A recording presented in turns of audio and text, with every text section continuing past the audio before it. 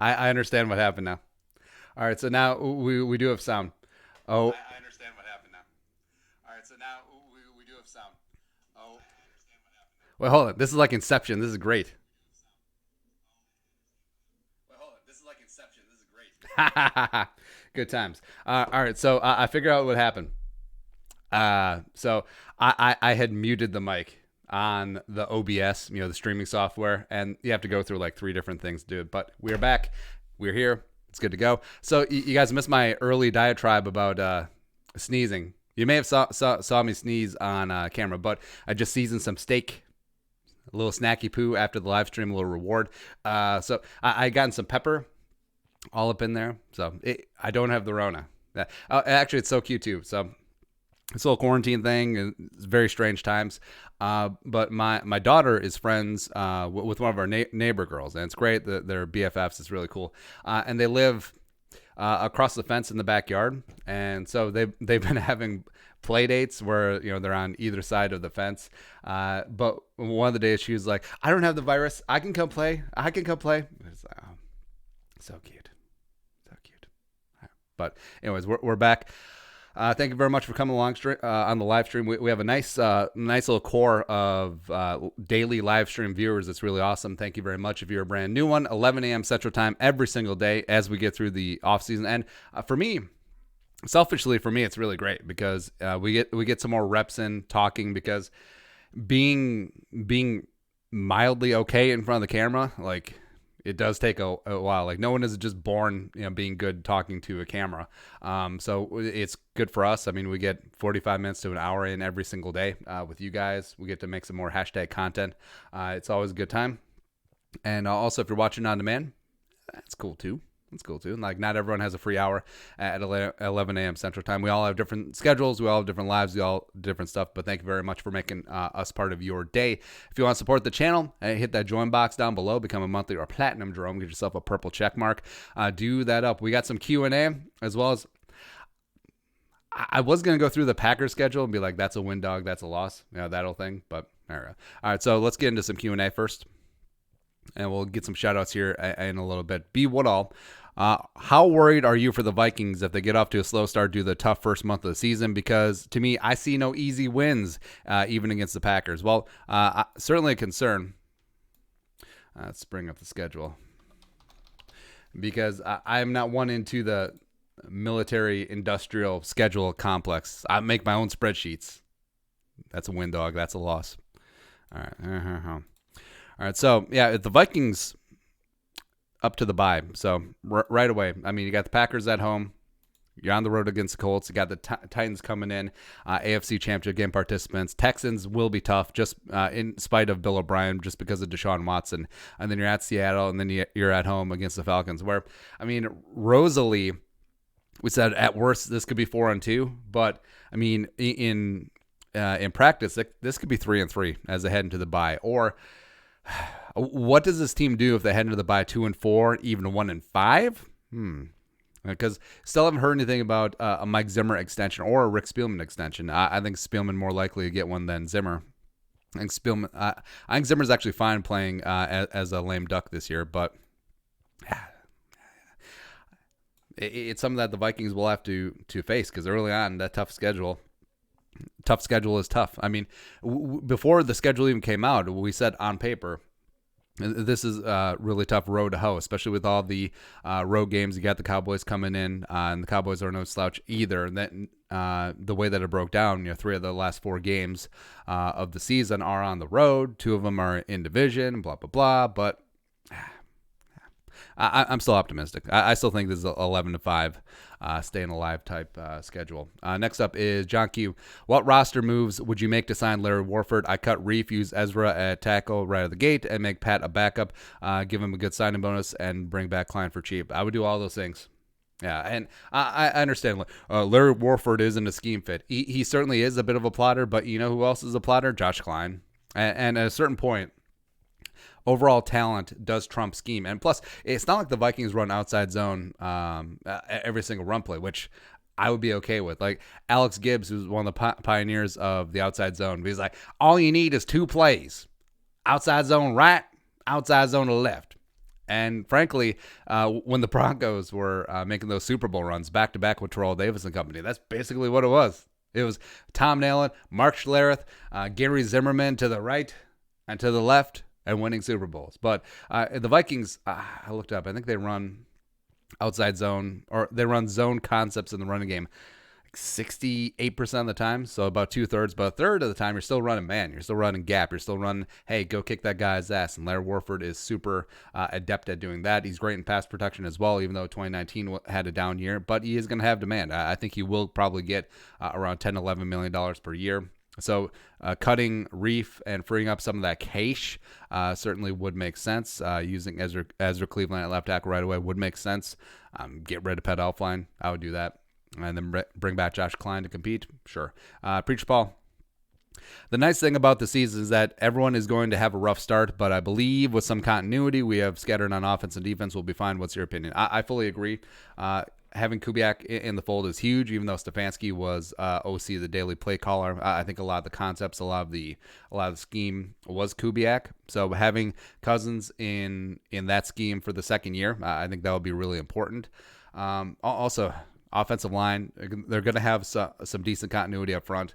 Fortunately, that means I think Pat Elflein may actually be the week one starter at left guard again, but yeah. Defensively, there's a lot of turnover, especially at that quarterback room. Actually, basically complete turnover in that cornerback room. But I do have faith in Mike Zimmer. I do have faith in Adam Zimmer, as well as, of course, Andre Patterson up front. So I'm okay. Abza Abdi. Predict next year's OC since we lose them the following year. I think it'll still be Kubiak. Where is Kubiak also that head coach? I don't know. But you could see a spot where Clint Kubiak, who's this year's quarterbacks coach, eventually work his way up to the OC. No, it's all nepotism in here. Husgamer 15. I think Dalvin Cook may be getting extension because why else would they put him on the schedule release instead of Kirk? I don't know. Yeah. Deca and a half. Broncos playoff contender. So with that, it's always funny when we go down the conspiracy rabbit holes, like which player is in this video, or which player is on the schedule release, or which player is on this or that. Oh, they didn't wish this player a happy birthday. He must be getting traded. I mean, it's fun. It certainly fills the time. Deca and a half. Broncos playoff contender. I'm a Vikings fan, but I'm curious on your opinion. Yes, I think they certainly are. Let's look at the Broncos. All right, lads. Broncos. Berber. All right, so they had just an insane draft. So getting Jerry Jeudy in the first, picking up KJ Hamler, McTelvin Agim in the third is huge. Let's see what else here. All right, so they picked up another tight end, Tyree Cleveland in the seventh. Damn, son, damn. Oh, they picked up the Iowa cornerback in the third as well. Derek Tutzka in the seventh. Oh yeah, and Nathani Moody in the sixth. Shoot. That's what I'm talking about, babe. So Garrett Bowles is terrible. So I think they need to find a replacement there at left tackle. But if you look inside, all right, so they have Cushenberry, who they also picked up in the third, that penciled in at center, picking up Graham Glasgow coming over from Detroit. Jawan James had paid big money for in free agency, plus Dalton Reisner, who was a guy that I really liked in last year's draft. They picked him up in the second round last year. Man, they're good to go. I mean, plus they got Noah Fant and KJ Hamler in the second. So Jeudy, Sutton, Hamler, let's go. Plus, they have the corpse of Melvin Gordon at running back, and Philip Lindsay, I think, is the truth. I think he's going to be next up to get paid as well. And you look defensively, of course, they got Von Miller. They got Bradley Chubb. I mean, they're solid. They are really rock solid. Kareem Jackson's still doing things. Justin Smith and Anthony Harris. Bryce Callahan is legit. Isaac Yiadom is legit. Damn. AJ Bowie is, of course, a thing. So, I mean, damn, they really have positioned themselves really well to be a contender. But, I mean, they are going to hit that buzzsaw, the Kansas City Chiefs. Plus, I think the Raiders improved, and the Chargers certainly aren't going away now that they got Justin Herbert. So they're rising up as well. So, I mean, maybe. All right, next up. Seth V. Herman, whatever happened to Mason Fine? I can't even find anything definitive where he may have signed. I think he got passed over. which kind of sucks. It really does suck. Plus, he was going to be behind the 8 ball either way. I think teams would have brought him in as a UDFA tryout where, I mean, what happens with UDFA tryouts is that you cast a wide net. You basically field an entire 53-man roster of UDFAs, rookies, and UDFA tryouts. And I think Fine would have found himself as a UDFA tryout, but of course, no in-person rookie camp this year, no UDFA tryouts, so that's why Axe. But it's unfortunate. I do like his moxie. I do think he has an it factor. It's a shame that the XFL went away. It's a shame that the CFL may actually like close its doors because I think Mason Fine. I just really liked his game in North Texas. But now all these doors are closing and it may preclude him from getting an opportunity. Abza Abdi. There's a high chance the Vikings are going to have more than 3 primetime games. I predict the Cowboys and Bucks matchups will be flexed. Agree to a degree. Let's see here. Yeah, because when does flex start for Sunday Night Football? I forget. I think it might be after Thanksgiving. But, yeah, the Cowboys, if the Vikings and the Cowboys are both good to go, although the late slot on Fox is pretty high profile, so they may keep that. I mean, not Jaguars. Jaguars are full-on tanking, and they're not even being apologetic about it. I love it. Yeah, maybe the Bucks. Saints is what it is. That's really about it. Unless the Panthers are really good under Teddy. Then you had the whole, revenge narrative, which, that was like put on TV. Sam Maros, do you think that Green Bay was one of those teams last year where they have one good season, then flop like the Chargers? If you can keep one, yes. I think that was sort of a flash in the pan type season. First year under the 12-year-old boy, it just really clicked. I think one of the big reasons why they're able to do that is that they kept that defense together. They kept Mike Pettin in place. They brought in Zadarius Smith and Preston Smith. So I think, frankly, it was really the defense that really carried the way for the Packers last year. I mean, look at Jar Alexander in the secondary, one of the better young cornerbacks in the league. If you can keep one player for their whole career, who would it be? Daniil. It's got to be Daniil, right? Jacob Slide. You've said a couple of live streams that you think Mike Evans is aging out, but he's only 26. That can't be right. Actually, wait, did I say that Mike Evans was aging out? I don't think I did. All right, so turns 27 in August, but are you thinking of a different player? Nah, I don't recall saying that Mike Evans is aging out. I have said that Chris Godwin is better than Mike Evans. That might be it. Also, really good linebacker duo from back in the day. Jalen Smith and Leighton Vander Esch and Devin White and Levante David. Hard to agree. Head coach, I noticed that on Friday you were wearing a Minnesota United shirt. That's nice. Yes. I do enjoy the communist kickball from time to time. Abza Abdi. You're probably going to shoot this idea down, but would you ever consider signing Johnny Manziel as a backup quarterback? Nah. I was pretty mild on Johnny Manziel during the 2014 draft. Like, my heart was set on Teddy. I wouldn't have minded if the Vikings took Teddy at 8 before they traded down to 9, took Anthony Barr. But yeah, that draft sort of divided the fan base. A certain section wanted Manziel. Actually, a big section wanted Manziel just because he played such an exciting brand of football at Texas A&M. But although, speaking of Mike Evans made Johnny Manziel at Texas A&M. Let's not get that thing twisted. Where Johnny Manziel back there against Bama and Tuscaloosa just run around like, ooh, you can't catch number 2 and then just chuck it up. Arm punt, and then number 13, all 6'5" of them came down with it. Yeah, Mike Evans is a bad man at Texas A&M. He may be getting lapped in Tampa Bay, but yeah. But yeah, a big part of the fan base wanted Johnny Manziel. Was like, oh, he just runs around like Fran Tarkenton. He was not Fran Tarkenton. I was like, oh, he just drinks and has fun like Joe Cap. Maybe that part was true. All right, so just trying to jam that all together. I think his game was more show and less dough. Even though money symbol. I think that he was a great college quarterback. I think he should have stayed his final 2 years of eligibility. How great would that have been? He just says, just to own the libs, just like, hey, I'm staying, whatever. All right, so Johnny Manziel. Part of the fan base wanted Derek Carr. Understandable. I think he would have fit with Norv's more vertical Air Coryell type offense. But I was in on Teddy. I was fully in on Teddy. And then the Jaguars just took Blake Bortles at 3. Surprise. Caden, every position dream team of the entire NFL in 2020. Wait, so you want me to pick? All right, so every position dream team. All right. So quarterback Pat Mahomes, running back Dalvin and McCaffrey. See what I did there? Fullback CJ Ham, wide receiver. Would you still take Nuke? Michael Thomas, Nuke,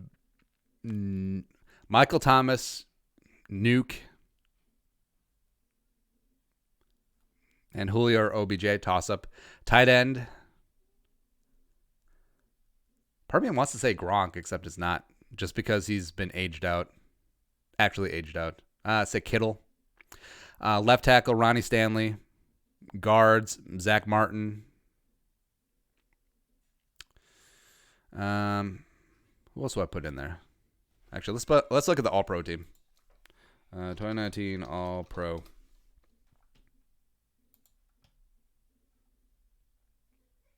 Oh, Quentin Nelson. How can I forget him?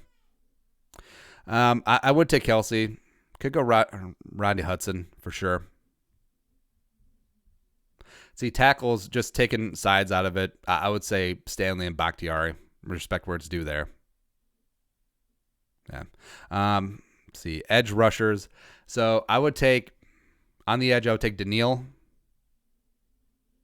I would take Daniil and Chandler Jones. Or Daniil and Joey Bosa. On the interior, you're going Aaron Donald, Grady Jarrett. Respect to Cameron Hayward, but I would take Grady Jarrett.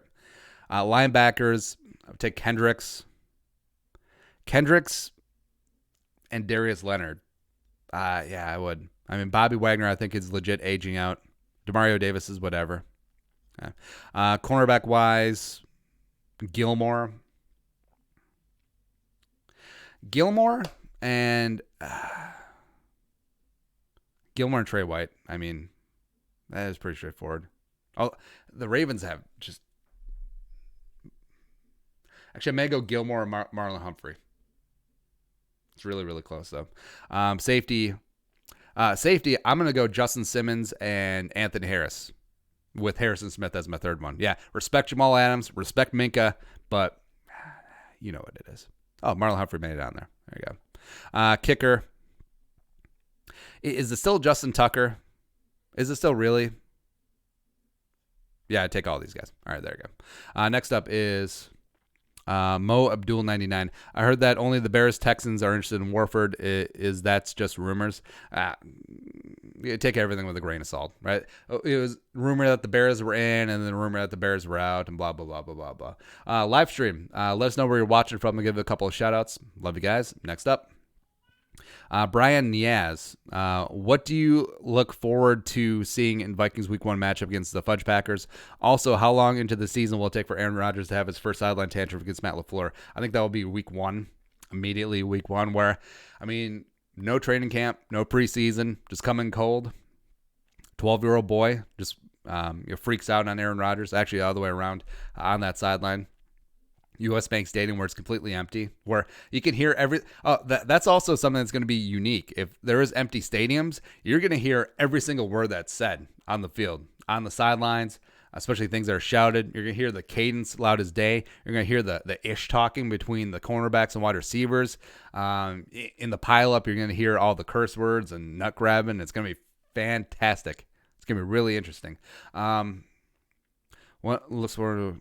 just looking forward to football. Like, honestly, if they're able to pull this off, if they're able to happen, even if it's limited crowds, no crowds, whatever, I just want to see that happening.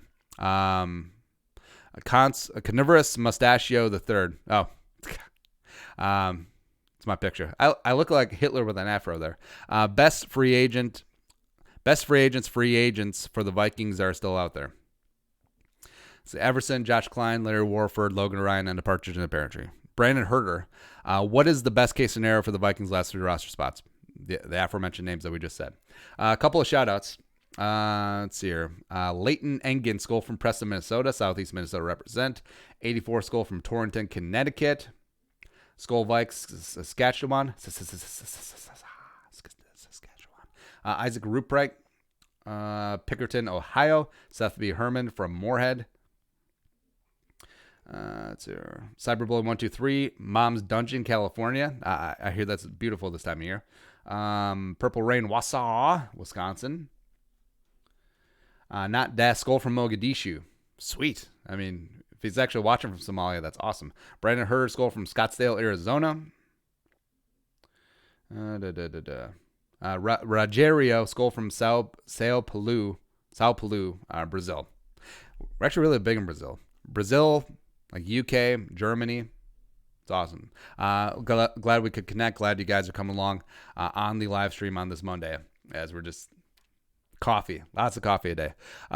Carnivorous Mustachio the third again. Thanks for doing this live stream today. I'm driving 12 hours to Colorado, and at least one of those hours will fly by. Yeah, that's, man, the road trip. I love road trips, though. I'm trying to think of the longest road trips that we've had. So the wife and I drove down to Florida once. That was quite a trip. Without stopping, too. So we took off from Minnesota in like the dead of the night. We had breakfast in Tennessee, which was great, and then just kept trucking. And we got there. How long did that take? Minneapolis to Orlando. By the way, flights are dirt cheap right now. If you ever wanted to fly, yeah, I remember we got there late. Yeah, so this is just a straight shot all the way down. It was. I remember that drive back too. So we took off from Florida probably about 6 in the morning. No, it was earlier than that. It might have been like 4 in the morning, because I remember going through Georgia during rush hour. By the way, Atlanta, like 22 lane traffic. Not great. I remember just getting like super tired right here because I drove the whole way. Just around like through the dead areas of Wisconsin is just like, yeah, it's not good. Oh, also on the way down, because this is like might have been like an early March trip, but on the way down there was this freak blizzard through like southern Tennessee, northern Georgia. And I just remember, because we're Minnesotans, we're used to driving in snow, so it's fine. But I just remember going through Atlanta during rush hour and like 8-lane traffic with thousands of people who had never seen snow before. And the entire county, like the entire Fulton County, I believe, had one snowplow. So they like gas that thing up and just like truck it through. It's like, good luck with all that. It's funny. Traffic podcast coming soon. Next up is Travis. What local businesses in Minnesota do you recommend supporting right now? Any locally owned, family owned type small business that's open? Yeah, absolutely hit that up. Where, it's very odd that businesses have to close, except like big box stores like Walmart, Home Depot, they can remain open. It's just very, very odd that they're just really like choking out some of these small locally owned businesses. It's really unfortunate, and I think it's really blatant what's happening. But supporting, especially restaurants, supporting any way that you can, like local restaurants. Like, think of your favorite neighborhood place. Think of your favorite national chain neighborhood place, and local ownership there. I mean, that's lives, that's livelihoods, that's life savings, that's blood, sweat, and tears put in these businesses. And any way that you can support them, it's great. Also, don't bitch and complain about wait times for takeout, because you've seen this a lot. And I think it speaks to the first world problems, the entitledness of it, where, so you have a restaurant, right? And all of a sudden, you have to convert it to takeout delivery service, right? And everyone, by the way, all of your nightly turnovers and tabletops and all that stuff, they all come at once now. They all order at the same time. So now you probably scale back on kitchen staff, by the way, just because of the Rona. So now you're getting hammered all at the same time. Like, imagine any restaurant, any normal sit-down restaurant, just getting all their nightly patrons at one time. So just imagine that. So I'm sorry. Oh, by the way, see so many people bitch and moaning, especially on Twitter, about like, oh, we ordered tacos on Cinco de Mayo and it was a long wait. Well, what do you expect? So for the weird time now with the Rona, So you have all of your nightly orders coming in at one time, plus the Cinco de Mayo. So you have all of that added traffic coming in at one time. What did you expect with short staff? Please. So have an ounce of empathy, have a bit of understanding, get out of your own ass, and stop being so freaking entitled. It's like, oh yeah, I had to wait an extra 20 minutes for my Kung Pao chicken. Great. So do that up. Use DoorDash, use Uber Eats, use whatever. And stop complaining about things. Kyle Rippentrop. Even though I get that's ironic that I'm complaining about people complaining, but I feel like that's okay. As I burp. Kyle Rippentrop. Who will have the most picks this year? Who will have the most touchdowns? Who will have the most picks? Interception-wise, I think Mike Hughes. I know. Anthony Harris. Anthony Harris just ball hawking back there, pick up 6. Lead the league again. Who will have the most touchdowns? I'd say Dalvin. I think Dalvin's going to have 12 on the ground and 5 receiving, 17 total. Would you do a collab with someone like Realistic Randy? Stop asking me to do collabs with people. Like I've already said, I'm lazy, don't like doing collabs. It's no big deal. Mr. Popo. Andy, when people start using your pick, it's because of one reason you made it to the top, or it's a funny picture. That too. Skull Vikings. Any chance for a mini breakdown prediction of our division record? Keep up the good work. Let's hear. Well, we already did. Oh, yeah. My mock schedule didn't quite work out.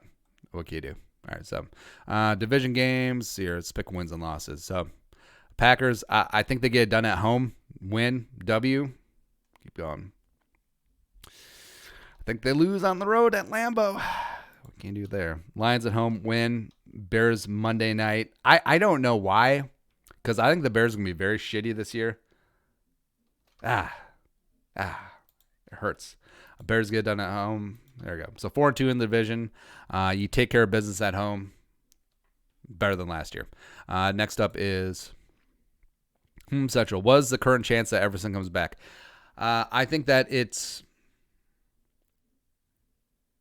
near 100%. I think it really is. Because I think that the chance of Everson playing in 2020 for a different team right now is probably about 10%.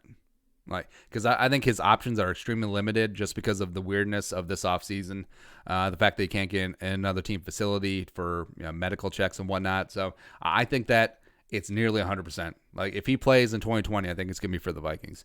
Haimo Keuken, your early first team All-Pro team for next season. Oh, Jesus. That's way too early. But I'll say, which Vikings do I think are going to make All-Pro? There we go. I think Dalvin stays healthy. I think he has a phenomenal season. I think he ends up being a first-team All-Pro with Christian McCaffrey. And then he earns all the money, which deservedly so. I think Brian O'Neill works his way into the second-team All-Pro conversation as one of the best right tackles in football. Respect. I think Danielle Hunter makes first team. I think Eric Kendricks is going to be in the first-team conversation. I think Anthony Harris will work his way back in just because the Nashville Raiders hate Harrison Smith. I don't think he does that. Also, I think Adam Thielen just somehow claws his way back into the second-team conversation. I think he has a phenomenal year as a numero uno wide receiver on the Vikings, even though they are going to be a run-first team. I think he just gets it done. Next up is a couple more shout-outs. We got Tony Mudica, Spanaway, Washington, Zach Ballas, Northern Colorado. What is up? BC Nation. That's right. Preacher Paul, hauling up for all y'all. White Springs, Florida. He's all over the place.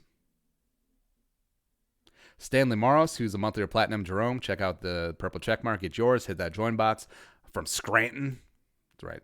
As well as Thomas Danielson, Fort Snelling National Cemetery Grounds crew up in this biatch. That's right. Hey, thank you for taking care of that beautiful ground. Keeping it sacred. There we go. Next up is Justin Watrin. Would you rather sign Cook or Harris to a long-term deal if you could only choose one? Depends. Would it be for top of the market, which each of them would command? So would I rather sign up Harris to a 4-year deal at $11 million per, or Cook to a 4-year deal at $14 million per? Yeah. Man, I love Dalvin Cook, except that health is such a big gamble. It just really, really is. Plus, I mean, with the shelf life of running backs, Like, would you wager that Dalvin, if he stays healthy, is performing at this high of a level 5 years from now? That's tough. Anthony Harris is 29. Safety is a less important position, yeah, per Zim, but also look at the running back spot. I would pay Harris mainly because not a cut and dried replacement right away. Dalvin, there's too many question marks with the health. So if I had to pick one, only one, I'll pick Harris. But I would, man, it's such a tough spot for Cook. Julian Watron, how important is it to get a guard before the season? Well, I think it's situated as it is. I think very remote chance that they bring in a Warford, which is unfortunate. But I think the offensive line as constituted is going to be what it's going to be. And I think that Pat Elflein does have a decent shot at starting week 1 as the incumbent, which kind of sucks. I'm not sold on moving Cleveland to left guard, but also if it's the only way to get him on the field as a rookie, sure. But also, I believe in Samia and Udo. So that could be one of the reasons why the Vikings eschewed going after interior offensive line till the 7th round. Kyle Hinton, who we did a video on him today, potentially moving to guard. Having that extra versatility, I think, is big. I'm really big on him in the future. Yeah. Kaiser Helm 14. How would you feel if we lose to the Green Bay Packers? Once, not so bad. Twice, pretty bad. Aaron Rodgers, BFF and lover. Another quarterback who I thought was going to be great but didn't get plenty of playing time is A.J. McCarron. I thought he was going to be good too, where A.J. McCarron, college reference, he had a bit of Ken Dorsey syndrome where there was just so much talent around him, really elevated his play, like Ken Dorsey at Miami. Like he was the quarterback of that 2001 Canes team. But, I mean, yeah, just ridiculous numbers. Multi-year starter for Bama. Won multiple national championships, fell to the 5th round by the Bengals, and he just was not good. Yeah, man. Now, where are we going? PFR.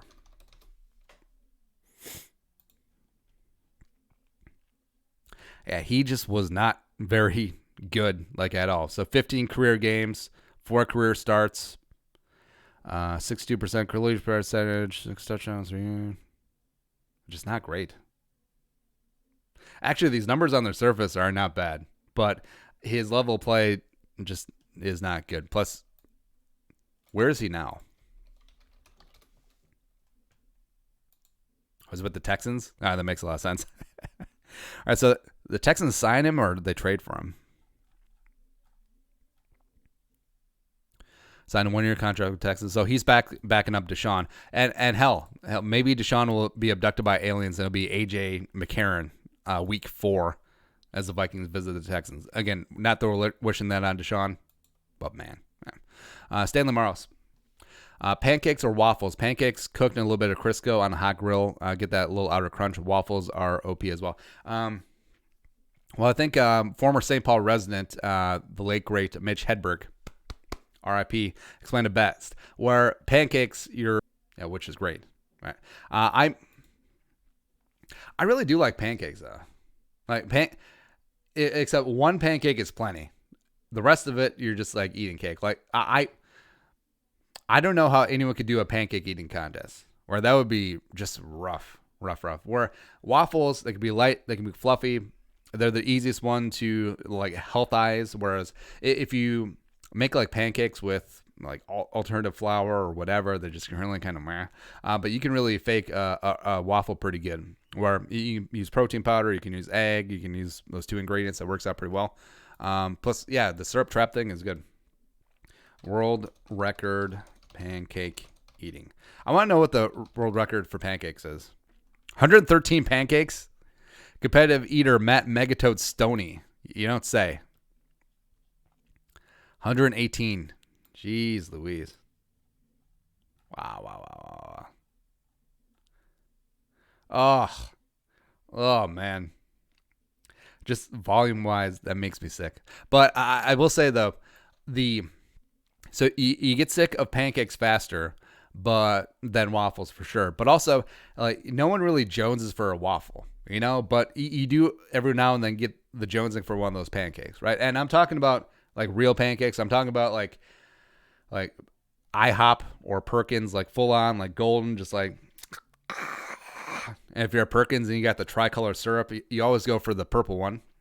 Psst, that's great. But after one, you're done. Like all the real butter, all that on there. Whew. Kaiser on 14. Will Kubiak have the same style as Kevin for this year? I think it would be really similar, especially their concerted effort to put the running game first, their dedication to the outside zone, as well as play action. I think that there's going to be a lot of similarities between this year's offense and last year's offense. And Kieran, which also I think speaks to the not so much the game day play calling, which that was all Stefanski, but the overall philosophy on offense. I think Gary Kubiak last year had a very heavy hand in that.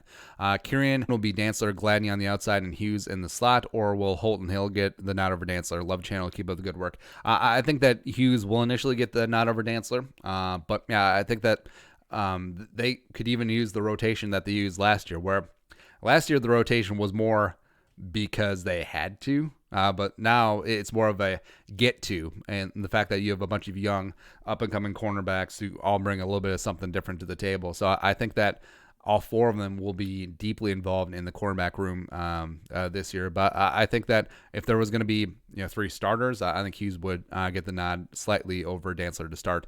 Andy's evil twin.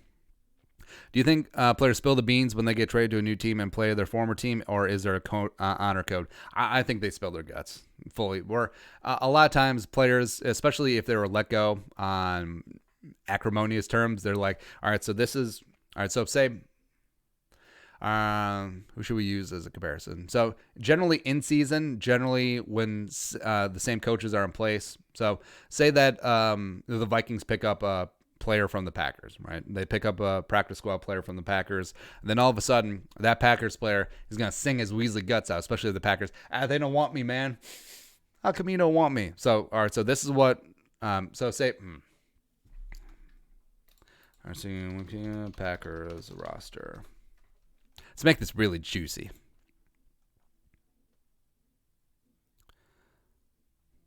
But Tim Boyle sucks. I was going to say they pick up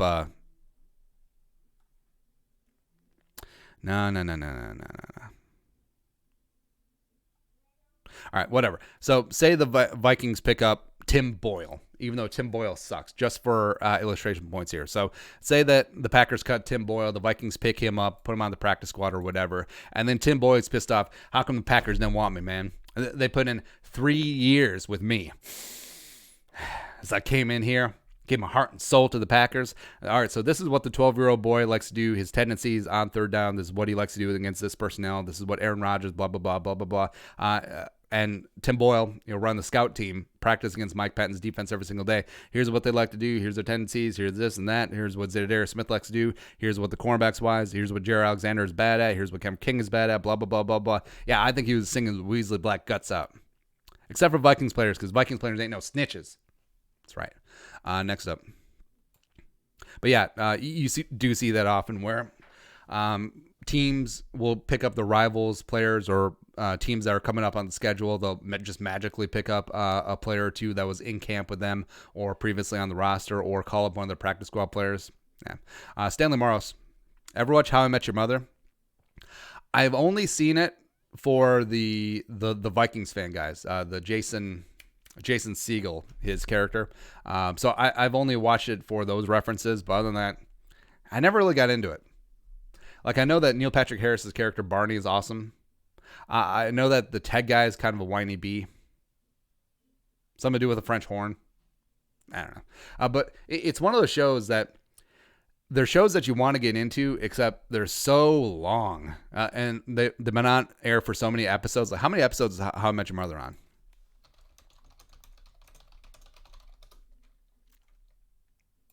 So 9 seasons and 208 episodes. Now, especially if you're watching a show for the first time, you want to pay attention the first time through. How are you going to pay attention for 208 episodes? So 208, hold on. 208 times 22 for a sitcom divided by 60. So you have to pay attention for 70.27 hours of new content. No. It's like me. It's like that with Lost. where I would probably be into Lost, except there's 121 episodes, and this is an hour long. So 121 times 45 divided by 60. So that's 90.75 hours of stuff. And Lost is a show that you really have to pay attention to. So, yeah. I think that precludes you from getting into TV shows. Next up. That's why we watch, the wife and I will watch The Office or Parks and Rec, like through for the 17,000th time, or the wife watches Gilmore Girls, or she's watched Gilmore Girls so many damn times that through osmosis, I've watched Gilmore Girls. It's actually not a bad show. I think the writing's really good. Skull Vikes. Who would you want to be the next quarterback if Kirk is not extended again? Stafford, free agent 2023? No. Alex Smith come back. Alex Smith would be like, I mean, we talk about Aaron Rodgers being old. Alex Smith was in that same draft class. So no. I would say rookie TBD. Mr. Popo. If we don't end up at least 4-2 in the first 6 games, we won't make the playoffs. I think I'd have to agree. Andy's evil twin. I always liked KG before he went to Boston, but Minnesota has D'Lo and Cat ready to help. The T-Wolves make the playoffs next year. Yes. Yeah. I like Cat. Again, condolences to the Cat family. His mother passed away from the Rona. And also, I like D'Angelo Russell. I really do. So let's go. But for me, KG was the epitome of Timberwolves basketball, where I did not give 2 shits before. Like, I didn't care about Christian Laettner or J.R. Ryder or whatever, but when KG came in, 18 years old, Farragut Academy, let's go. This high school kid, this 6'11" high school kid, he was great. I loved him. Plus, they did do him dirty, where he was loyal to a fault for a number of years and signed that massive contract. Then him and Glenn Taylor just did not get along. They still don't get along. And then they sent him to Boston. Then he got his ring. I'm happy he got his ring. I was pissed off that it wasn't here. But, yeah, Kevin Garnett, for kids they don't remember, Kevin Garnett was a bad man. Kevin Garnett, one of the best trash talkers in NBA history, by the way. Go look that up. Just a beast. Plus, him punching Rick Rickert in the face. Garnett punches Rick Rickert. Just a full-on competitive alpha male. Just, if you remember Rick Rickert, Rick was kind of a biatch from Duluth. Played for the Gophers for a hot second, but yeah, the time that Garnett punched Rick Rickert.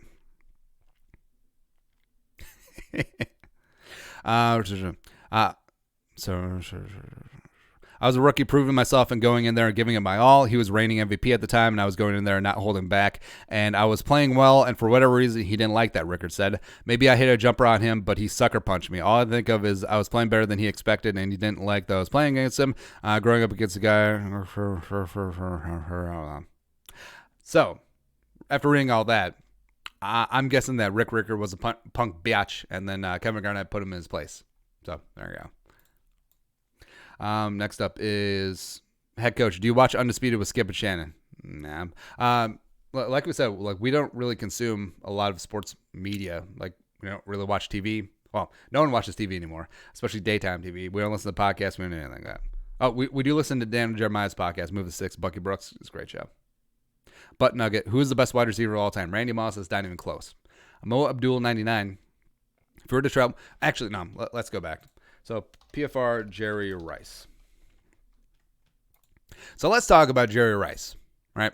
So he's called the GOAT. He's called whatever. He's called all this or that. And you look back at his career, played until he was 97 years old. Plus, receiving 22,000, almost 23,000 receiving yards. Right, that's a record that's never going to be broken. PFR receiving yards. Also, the redonkulousness of it is that he leads Larry Fitzgerald, who grew up in a passing era. But, of course, you look at who Larry Fitzgerald had at quarterback besides Kurt Warner throughout his career, and also the corpse of Carson Palmer, right? But the fact that he is still almost 6,000 yards clear of Larry Fitzgerald is just ridiculous, right? But also, you look at, so Jerry Rice came in, Super Bowl team right away. Because remember, the Niners had won. They won at least one. They might have won 2 Super Bowls before Jerry Rice even got there. So right away, he has come in, Super Bowl caliber team, the greatest offensive mind in NFL history, one of the greatest quarterbacks of all time in NFL history, Joe Montana in his prime. So it just bangs right away. I was like, oh, Joe Montana's leaving. He's going to Kansas City. Oh, who are going to replace him? Oh, Steve Young, also a Hall of Fame quarterback. So 2 Hall of Fame quarterbacks, the greatest offensive mind in NFL history, and he gets to work with all of that, as well as he gets to work with Mike Holmgren, Steve Mariucci coming through, Mike Shanahan, and edges ever. And in terms of talking about, oh, system wide receiver, yeah, you certainly could. And then, oh, he went to Oakland. Oh, he was with the NFL MVP Rich Gannon. No way. No way. Such a charmed life. Yeah, so he put up back-to-back 1,000-yard seasons in Oakland, almost 3 straight ones.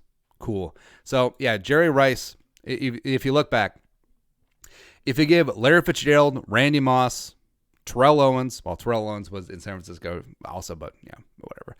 If you give any of the top wide receivers just a fraction, give them 80% of the privilege that Jerry Rice had, quarterback privilege, head coach privilege. Just give him a fraction of that. Larry Fitzgerald has 30,000 receiving yards. He really does. If Larry Fitzgerald got to play his entire career with the greatest offensive mind in NFL history, 2 of the greatest quarterbacks of all time, and the league MVP at quarterback and Rich Gannon, yeah, he would have similar numbers. Randy Moss might have 50,000 yards. He would. So that's my beef with Jerry Rice. That's also, in conclusion, that's why Randy Moss is the greatest wide receiver of all time. Because he had Todd Bowman throwing to him. He had Marcus Tuiasosopo throwing to him. Get out of here. Oh, instead of Bill Walsh, Randy Moss had the Randy ratio, Steve Loney and, well, not Steve Loney, Mike Tice. How'd that work out? Mo Abdul 99. If we were to travel anywhere in the world, where would it be? I would just get lost in Asia. Really would. Just full on tour of Japan, full on tour of Korea's, both of them. China, except for Wuhan. We'll stay on the coast. Maybe head to Tibet, so not staying on the coast. Southeast Asia, like Vietnam, Laos, Cambodia. Just get lost. Bring the kids along and make sure that they have ample supply of chicken nuggets. Yeah. Eric Normal. How many more seasons do you think Pretty Ricky Spielman will be around with the Vikings? I don't know. I mean, this draft just reeked of a guy who's very concerned. Not concerned. Very secure in his job. But also part of me thinks that when his son, so JD, who took some time away from Nebraska, I think once JD hits the NFL, maybe he just takes some time away. It's like just be a dad, just be a big fan of JD, wherever JD ends up. Maybe JD ends up on the Vikings. You never know. Maybe that's what Spielman wants to do. Draft JD and just walk off into the sunset. Hey, George Payton, you're in. I'm a big fan. How do I do this skull thing? All right, like that? There you go. Actually would be a pretty badass way to go. Stanley Morris, what's the worst? What was the Abs worst movie you've ever seen? Left you disappointed after? What was the worst movie you've ever seen?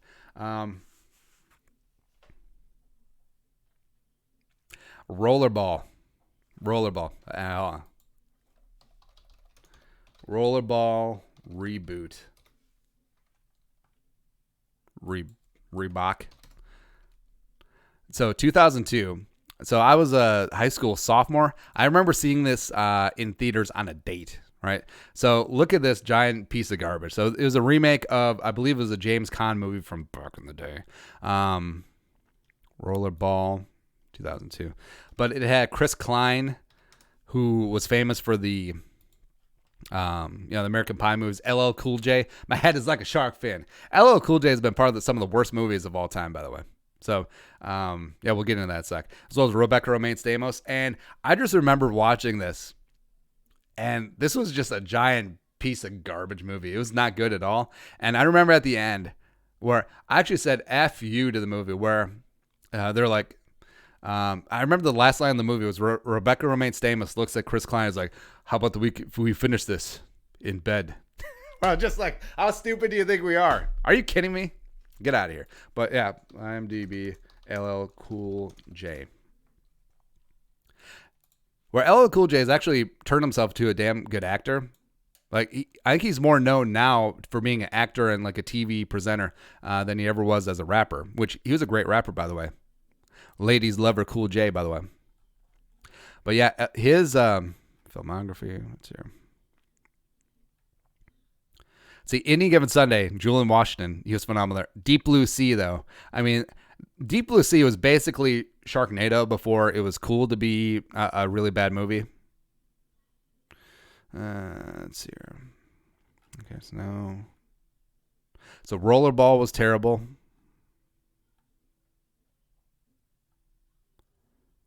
Let's see what else. Am I just making stuff up? All right, maybe it's just Rollerball and Deep Blue Sea. But there you go. Oh, he was also in SWAT, which is also a very underrated movie. I was going to talk about underrated movies. Also, that's kind of creepy. I was going to say SWAT.